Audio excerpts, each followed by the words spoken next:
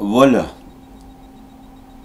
اگه امانه اما میشنوی ما هرچی فکر کردم تموم این جنگه جنگ ایران و عراق بمب اتم همه اینا میفهمیم بره چون ما به بچه هم میگم به خاطر این بود. شنیدن ما دارم میرم آلمان تحصیل کردی آبادان تحصیل کردی آلمان. حالا حساب بکن اگه ما برمیگشتم ایران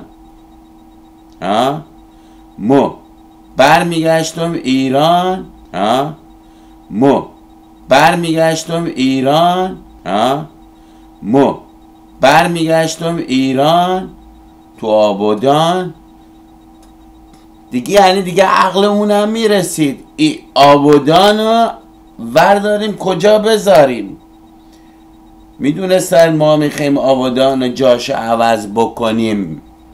با بچه ها ما 10 بار نشستیم رو کره زمین این نگاه کردیم گفتیم میگن آبادان میخوای جدا بکنیم جداش بکنیم.